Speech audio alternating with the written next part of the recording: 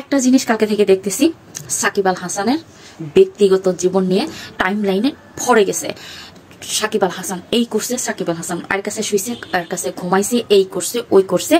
সাকিব আল হাসানের বউয়ের টাইম লাইনে এই লিখছে ওই লিখছে, এগুলো নিয়ে যারা যারা ব্যস্ত আছেন, আসলে ভাই একটা ব্যক্তিগত ভাবে একটা কথা বলি, কে কি করলো না করলো এগুলো ব্যক্তিগত বিষয় নিয়ে এগুলো করার এখন টাইম আর নাই, বা এগুলো নিয়ে আপনারা যারা মাতামাতি করতেছেন এগুলো দয়া করে বন্ধ করুন। ওরা কই গেছে, কার কাছে শুইছে, কি নিছে, কি করছে, এমনি শুইছে অমনে শুইছে, এমনি খাইছে, বা মাথা খাইছে না ডান হাতে খাইছে, এই যে এগুলো নিয়ে যে মানে একটা মানে করা, আপনারা একদম ওদেরকে ইয়ার মধ্যে আনছেন, হাইলাইট করে একদম সামনে নিয়ে আসতেছেন এদেরকে।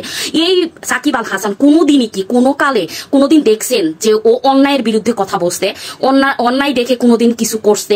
এতদিন এত কিছু হয়ে গেছে, কোনোদিন কোনো বিষয়ে সে কোনো কথা বলছে? ও শুধু মাঠে খেলা ছাড়া আর পৃথিবীর কোনো কিছু বুঝে, আর হলো লোভী, ও হলো টাকার লোভী। টাকা পয়সা যেখানে যেভাবে যদি তার অন্যায় ভাবেও টাকা কামাইতে হয় সেই কাজটাও সে করবে।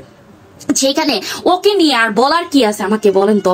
একে নিয়ে এগুলো না বলে, এই যে ছাত্র আন্দোলন এত কঠিন একটা পরিস্থিতিতে এসে যারা মুখ খোলেনি, এরা তো আসলে মানুষের পর্যায়ে পড়ে না, এরা তো মানুষ না।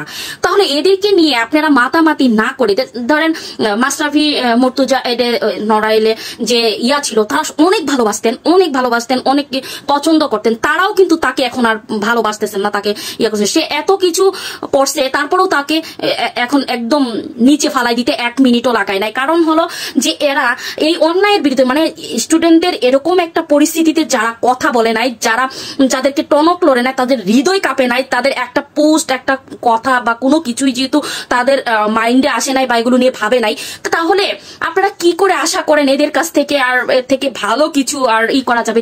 তো এখন এরা যেহেতু এগুলোই করে নাই, আপনারা ব্যক্তিগত এই ব্যাপার নিয়ে ওই মাশরাফি কার কাছে শুইছে, কার কাছে সাকিব আল হাসান আরো 10টা গার্লফ্রেন্ড পালে কিনা, কোন বেটির কাছে ঘুমাইছে, কোন সোনারগাঁ হোটেলে গেছে, উমুক হয়েছে তুমুক হয়েছে, এই ভাইরাল হলো ওই ভাইরাল হলো, ওর বউ আজকে এই স্ট্যাটাস দিছে, এটা শেয়ার করতেছেন।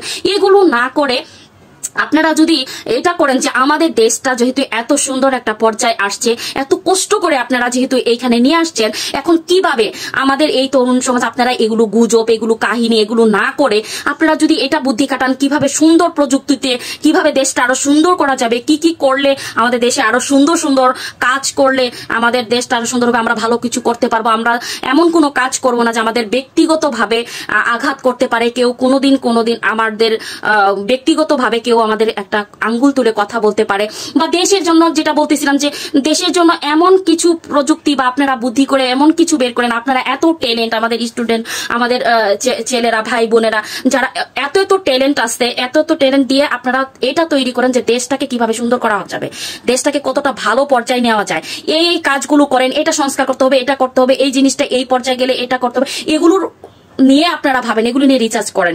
এগুলো না করে কে ব্যক্তিগত ব্যাপারগুলো নিয়ে আপনারা আর এগুলো মাথা ঘামায়েন না, এগুলো নিয়ে আপনারা এই স্ট্যাটাস ওইটা হয়েছে অমুক হয়েছে তমুক হয়েছে এগুলো আর করেন না। সুন্দর সুন্দর আইডিয়া দেন, সুন্দর সুন্দর কাজ করুন। কোনটা করলে যাদেরকে এই যারা গর্তের মধ্যে ছিল, এখনো গর্ত থেকে কখনোই ওরা বের হয় নাই, এখন যারা বের হয়েছে তাদেরকে তো আয়না ঘরে রাখাই হচ্ছে। ডিম থেরাপি যেভাবে দেওয়া লাগে, কি ভাবে এদেরকে করতে হয়। যেমন আমার এলাকায় যে সবুজবাগ থানার এখানে বাসাবো, ওদিকে কালকে রাতে একজন 10 লাখ টাকা, আমি যদিও ইনফরমেশন অতটা আমি না জানি, 10 লাখ টাকা পেয়েছেন কার এটা জানি না, পোলাপান এগুলো ধরছে, 10 লাখ টাকা নিয়ে গাড়ি নিয়ে যাচ্ছিল, রাতের বেলা ধরছে, ধরার পরে এখন হলো আর্মিদের কাছে এটা হস্তান্তর করা হয়েছে, আর্মি আবার এটা নিয়ে ইয়ার কাছে চলে গেছে। তো এরকম কিছু কাজ করেন, আপনাদের দিয়ে অনেক কিছু সম্ভব, এগুলো দরকার নাই। তো এই সাকিব আল হাসান মানে কার কাছে শুইছে, এটা কোনো মানুষের মধ্যে পড়ে নাকি? ওরে দেখলে তো আমার গা জ্বলে। ঠিক আছে, আপনারা অনেক রাগে জিদ্দে কুপে এগুলো করতেছেন বা করেন, আমারও জিদ উঠে, আমারও রাগ উঠে এই ছেলেটাকে দেখলে, আমার তো থাপড়াইতে ইচ্ছা করে। তো যাই হোক, এখন ওকে নিয়ে ভাবার তো সময় নাই আমাদের, ঠিক আছে? ওকে নিয়ে আমাদের ভাবার একদমই সময় নেই। আপনারা ভালো ভালো কাজ উপহার দেন, ভালো ভালো কিছু চিন্তা ভাবনা করেন, ভালো ভালো আইডিয়া তৈরি করেন, কিভাবে আমাদের দেশটাকে আরো সুন্দর করা যায়, সুন্দর সুন্দর ডিজিটাল প্রযুক্তিতে আমাদের দেশটাকে আরো একদম সহজ করা যায়, আমাদের জীবনযাপন যেন আরো বেশি সুন্দর হয়।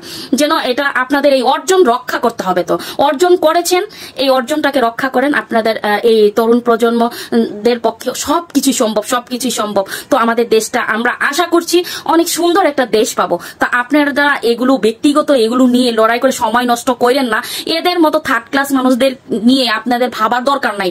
এদের বরং অন্যায় যদি থাকে এগুলোর ধরে নিয়ে এসে ডিম থেরাপি দিয়ে দেন, ওগুলো কাজ করেন, কিভাবে এদেরকে ডিম থেরাপি দেওয়া যাবে, এই জায়গা থেকে কিভাবে ওদেরকে শিক্ষা দেওয়া যায়, এগুলো কাজ করেন, সুন্দর সুন্দর কাজ তৈরি করেন আপনারা। কিছু কিছু তো অনেক কিছুই আমাদের উপহার হচ্ছে, একটু লেটও হচ্ছে, আমার কেন যেন মনে হচ্ছে যে লেট হচ্ছে। যত দ্রুত সম্ভব আর একটু দ্রুত আপনারা কাজ করেন, আরো সুন্দর সুন্দর আইডিয়া বের করেন, সুন্দর করেন আমাদের দেশটা। এটি আমাদের প্রত্যাশা, আমরা যেন ভালোভাবে বাঁচতে পারি। আমরা একটা সুন্দর দেশ চাই, আমরা সুন্দর এই দেশে বাঁচতে চাই স্বাধীনভাবে, যেন আমাদের ব্যক্তিগত কোনো বিষয়ে কেউ যেন আঙ্গুল তুলতে না পারে। তো আমার এটাই হলো প্রত্যাশা। তো আশা করি আমাদের নতুন প্রজন্মদের জন্য আমার এই কথাটা। সবাই ভালো থাকবেন, সুস্থ থাকবেন। যাদের আমার ভিডিও ভালো লাগে তারা একটু শেয়ার করে দিবেন। যারা এখনো আমাকে